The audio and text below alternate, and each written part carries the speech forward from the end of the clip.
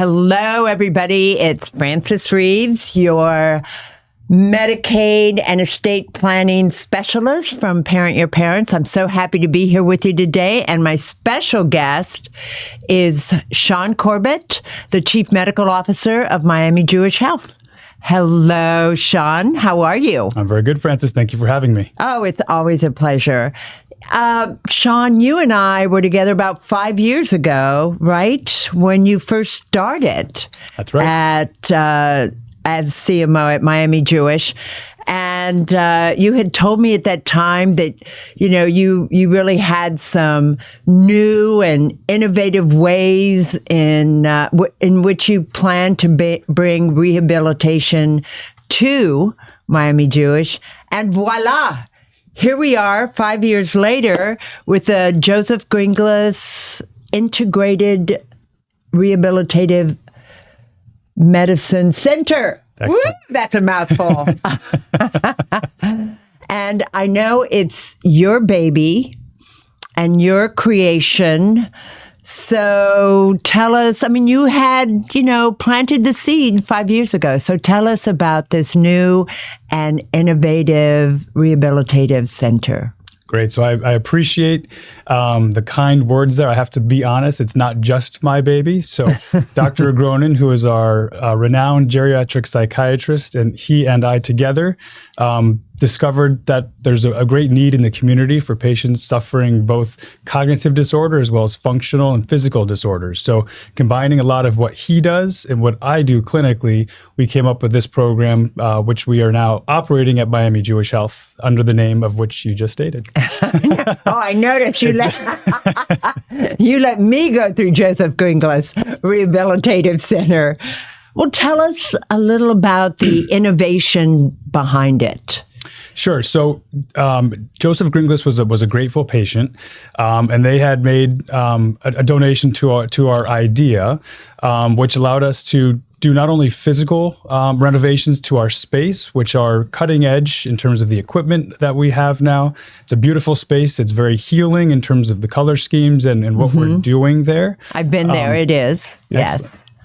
And with that, when we looked at programmatic pieces to this, what we've done is we've added a care navigator. So as our folks age, and particularly those with cognitive issues, as we all know, navigating the healthcare system, which you know very well, can be an extreme challenge. So our care navigator is one piece to the puzzle that helps those folks navigate, not only within our organization, but even externally. So providing another layer of support to those families that are in need. Now, is a care navigator like a person that's assigned to you and then sort of stays with you through both the cognitive and physical rehabilitative process?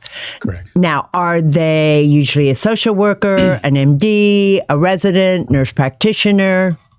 So the care navigator can be anyone. We have a care navigator. She's not a social worker, but she's worked in similar capacities for other organizations. And the key to the what we look at our program is you get an evaluation usually by myself and or Dr. Agronin, of which we then determine what services you may need, whether that be physical therapy, occupational therapy, speech therapy, which also includes cognitive therapy. As well as neuromuscular massage therapy, even things such as acupuncture, for example. And we come together to determine each patient's individual needs. That care navigator then helps them walk through the steps in coordinating the appointments for those services within our organization. But even if somebody has an appointment outside of our organization, they can help coordinate that as well. So think of it as a concierge person at your staff. I already like that. I'm going to put myself on the list so that when it happens to me, which reminds me, as far as being on the list, whenever you guys come up with a little thing that you implant in me so that if I fall, you can tell whether or not I'm sick or drunk, remember, I want to be the first one on the list for that too. You could be both. It's so true. I hadn't thought of that. And so this sounds sort of like no one's been doing it. Now, I've known Mark Agronin for a while simply because of my husband, who has Alzheimer's, as we both know. But what brought you to it? Is that why you joined Miami Jewish? Was it just you and Mark over coffee, or? So good question. It wasn't necessarily what brought me there. I know at Miami Jewish we have opportunity, which was something that's very interesting to me in terms of being able to be innovative, create new programs. But I think, one of the main differences of our program, there are piecemealed pieces of this in the community. You can find physical therapy in the community. You can find cognitive therapy in the community, but putting it all under one roof, particularly with someone I'm fortunate to work with, such as a Dr. Agronin.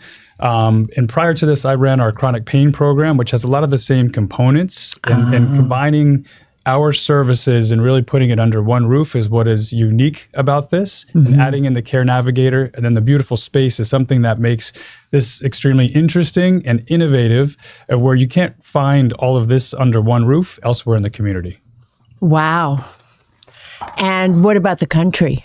Are you pretty much right up there in the beginning with the United States as a whole? I'd like to think that we are. I don't know for a fact, but I don't know too many programs that rival ours. There may be somewhere, but I'm unaware of anything that's similar to ours. But I can't say with 100% fact that there's nothing. Well, we need to check on that. We will check on that. Well, actually, Dr. Corbett has a fan club here. And ladies, if we could Google that, please, and come back at the end of the show. Well, it does sound, I do a lot, as you know, I do a lot of work. It's an elder law firm that I run along with Parent Your Parents. So, it does. And I started Parent Your Parents because there was no one place for elder people to go to get legal answers. Sure. And it sounds to me like you've done that on the medical side, because cognitive and physical go together hand in hand. And really, I'm just trying to think, we haven't really dealt with it that way. Certainly not in Miami, and certainly not in Baltimore, the two places I know. Correct. And what we know here in Miami-Dade, which has the highest percentage of those 65 and over with a diagnosis of Alzheimer's disease. So we see more Alzheimer's disease here than any other county or city in the country at 16.6%. So to meet those needs, our motivation was in seeing these folks as they're mentally declining, we're also seeing a lot of the physical decline. So that's really what brought kind of this idea together. And I think this is the place, if it's going to start anywhere, this is where it needed to start. Well, that's exciting. That really is exciting. Now, I have to let everyone know that I have a bias towards Miami Jewish Health. Six of my clients are there now, plus a husband.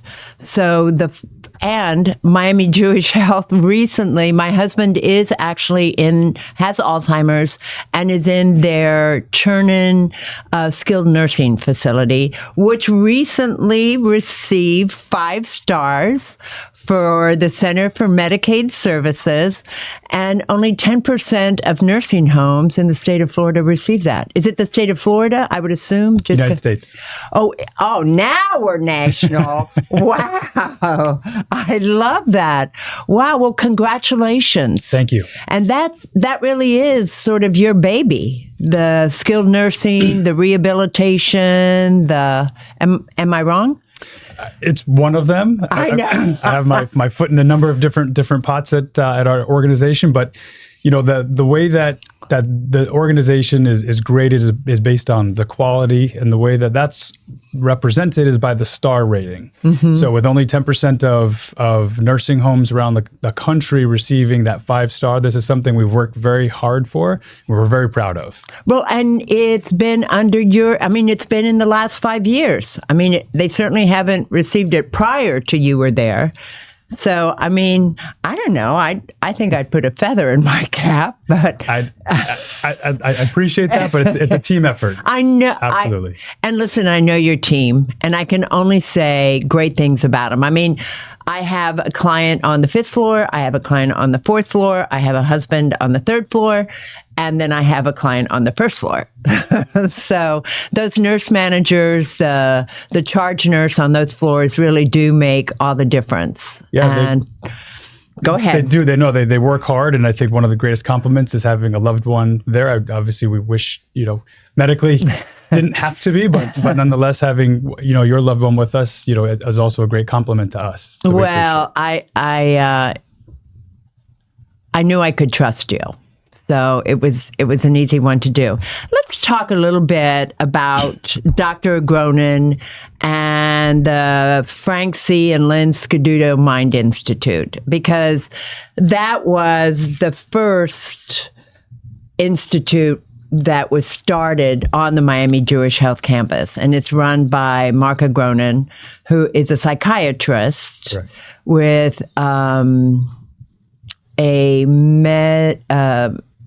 Alzheimer's specialty or elder law cognitive. He's an author of several books.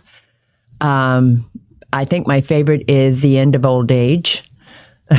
In fact, End of Old Age, Mark's book, reminds me a little of someone who I had dinner with the other night said to me, Francis, I really didn't know so much about all these issues for elders, and now I don't want to grow old.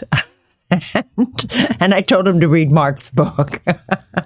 So talk a little bit about that. I know it's Mark's baby, but I know you have a lot to do with it.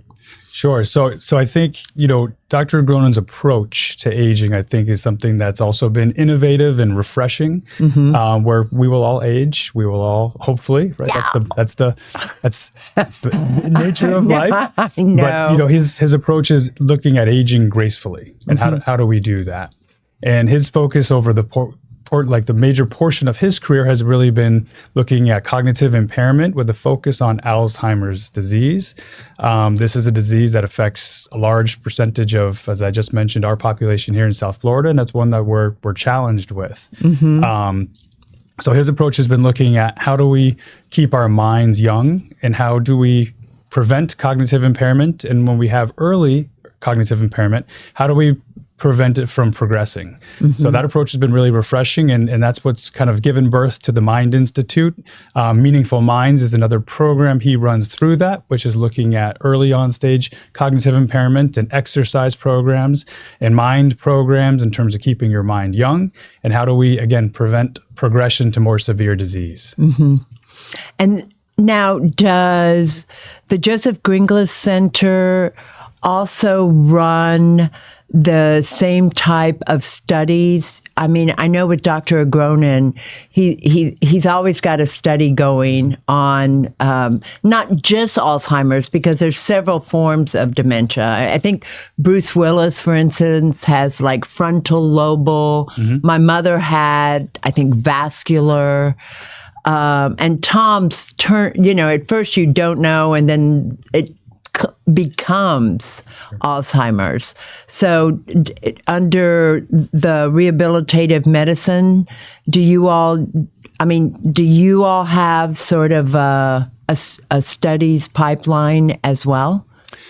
So what we're looking at, and the interesting part of that, one of the things that we know that's best to prevent cognitive impairments, Alzheimer's, et cetera, is exercise. So through the Gringlas Center, providing exercise programs, that we're able to help provide that type of exercise programs, and we're developing those. The science is still early, but we know that's one of the best things. Anything we can do to increase blood flow to the brain, we know is effective in helping to prevent cognitive impairment. So there's a partnership, and they dovetail together by providing those exercise programs and helping people, again, to hopefully avoid that cognitive decline. Through the research that Dr. Agronin's program, through Mind, they have 10 open trials currently that are all looking at various types of cognitive impairment, with the main focus on Alzheimer's disease. If there's any current trial that's going on with Alzheimer's disease, they're running through Mind currently, and we're involved in all of those. Oh, well, that's exciting.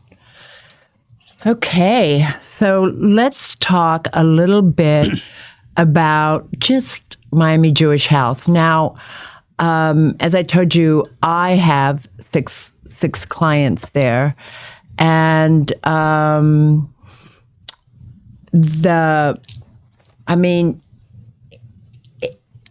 it seems as though they've been around for about 85 years. It's a huge campus. It's a beautiful campus, but they kind of offer everything from, independent living, right, all the way to where my husband is, the Turning nursing home, I call it. And within that, and I think this is also pretty exciting, is your 2 PACE programs. And Broward just started. Why don't you, I love your PACE program, so why don't you tell us a little bit about that? I think, one of the interesting things is we do operate the largest nursing home in the state of Florida. Oh, I didn't know that. We service about 4 to 5 times as many people in the community through our PACE program. Wow. So that we're very also excited about. So at our PACE program, the intention of PACE is to take those who are 55 and over, deemed nursing home eligible, live in our catchment area, which we have most counties in South Florida and have expanded into Broward, as you just mentioned. And then we're able to provide service to allow them to safely live in the community. And that's essentially what the purpose of PACE is to allow people to continue living in the place that they call home, whether that be home with family, whether that be home independently in their own home, or whether that be an assisted living facility. And the goal is for us to manage them both medically and socially to allow them to continue living a fruitful life in the community. Oh, so in other words, what I think I just heard was that if for instance, you're in an assisted living facility and you're getting older and maybe even running out a little bit of money, you can be evaluated by PACE and stay in the same place where you've been, where you've already made these friends, you're doing all this stuff. And then PACE will pick up part of the Medicaid aspect of it. Now, I'm assuming just because I'm saying the word Medicaid, there's a qualification. Correct. There's a qualification to it. But you can live, for instance, if you're already at Miami Jewish and you've gone from independent to assisted living, you're not going to have to change your backyard. They're just going to pick that up. Now, will they also help a little with some of the money aspects of, like the rent for assisted living or? So there is a stipend that can be, and it depends on each person's and their own financial position. And right. I would be remiss to say that I'm the expert in that prior process. They come to us typically through an enrollment team that evaluates, and again, the state has to first evaluate them and deem them nursing home eligible based on their comorbidities, et cetera. So there's a whole process that goes on before they actually come and get enrolled. It's typically a 60 to 90 day process to get someone enrolled in our program. But to your point, you can be living in your own home, apply for PACE. The state will evaluate you. Our enrollment team would evaluate you, and you could stay living in your own home. Well, actually, I am an expert on the Medicaid qualification. And I can tell you, because I've worked with PACE with several of my clients, they do provide a stipend, whether it's for assisted living or your own home, and it's really a way for Medicaid to save some of the money for the people who really need it, because you are in a place where you've already been. And I have to tell you a wonderful story, and this is a pro bono case of mine, and from Key Biscayne.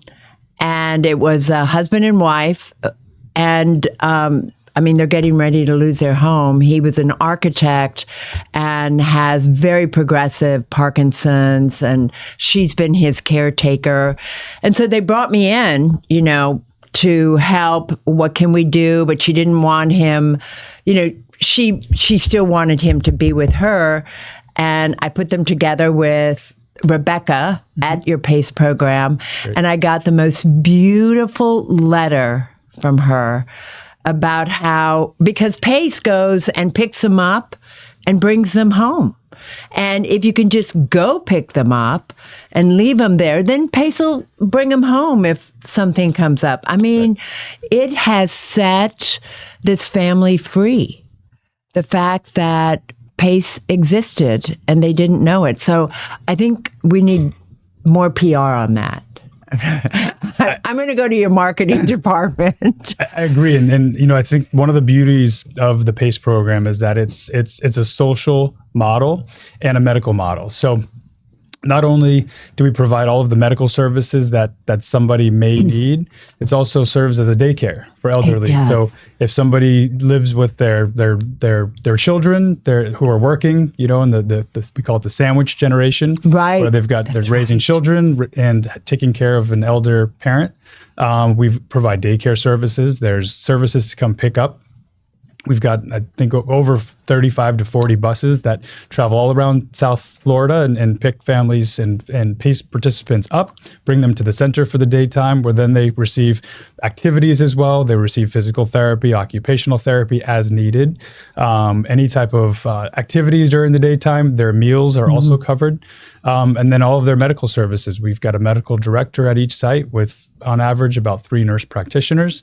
And our goal is essentially to keep people, number one, living in the community wherever they call home, which I think is extremely important. We know people want to age in place. And the other critical piece is that we want to do everything that's proactive and preventative to keep people out of the hospital. So if there's something that we can do that's unique, and if it's even seeing them from a medical perspective daily, and that's what this participant needs, we will do that. We don't have any limitations in terms of what we need to do or can't do from that perspective. So I think it's an extremely, extremely unique program, and I think it provides excellent service to the community. And really, all it is, it's like it's a Medicaid Advantage program. And you go, now I'm assuming Broward has a different center than Miami does? Or do you bring the Broward people down to Miami Jewish? Great question. So we've got 6 centers total. Oh, okay. One of them in Kendall, one in Westchester, one in Miami on our campus at Miami Jewish, one in Hialeah, one in Miramar, and then our newest one is in Fort Lauderdale, and that's the one that's in conjunction with Broward Health. So that's our separate program, but we have 6 different centers of where we service our participants.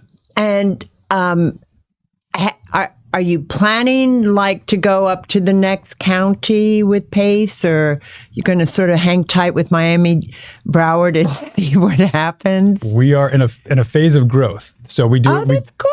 We do plan on expanding. For now, our expansion will be within Broward County, but we're always looking at other sites and areas where there's folks that need that type of service. And, whenever I'm an old fundraiser from way back when, now I'm assuming that with both the Joseph Gringlas Center and the Frank C. and Lynn Scaduto, I want to say Lynn every time because the woman's so important, the Mind Institute. I'm assuming also that you do some outreach. I mean, I'm not asking the audience here for money today, but if you have some, don't write a check. But I'm assuming that you are out there trying to make these premier centers, right? And looking for partners and people to partner with in the community as well as you're serving it. I mean, PACE is totally a give back program. Correct. Yeah, no, I mean, a lot of what we do can't be done without philanthropy. As you've just noted, the Scadutos were very philanthropic, so were the Gringlasses, which allowed us to create these innovative programs that help us meet the needs of our community. In addition to that, outside of philanthropy, we do have a number of partnerships. As I just mentioned, we're in partners with Broward Health to create a PACE program in Broward.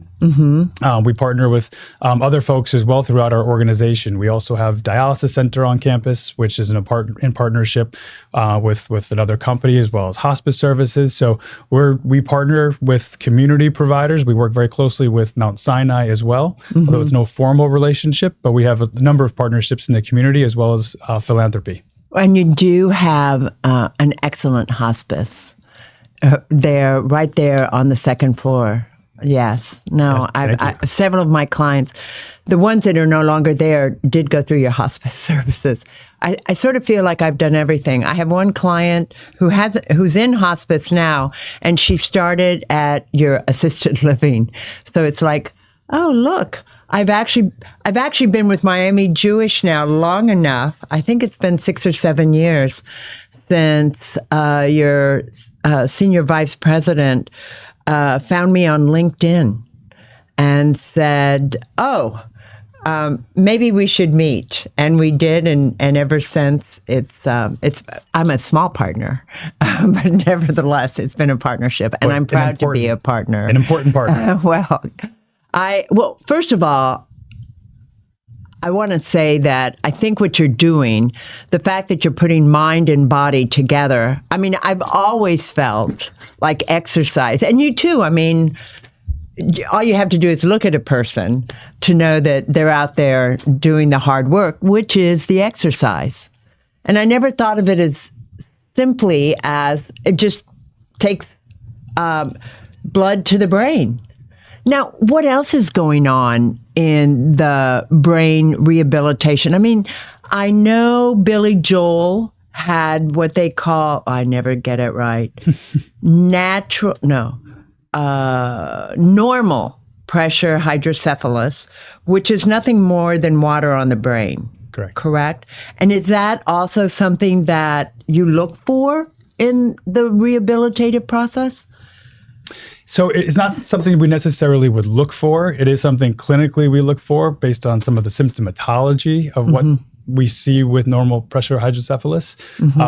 It's not a focus from a clinical perspective in terms of what we're treating. Okay. But it's something, if someone presents with those symptoms, we're looking for it. So from a rehab perspective, it kind of falls out of that, falls more on the purely medical side of things. Okay. So in other words, as part of the Mind Institute, I'm assuming you see it through an MRI or a CT scan or one of those? Correct. So typically we diagnose it, someone comes in with classic symptoms, and then usually they present to a hospital.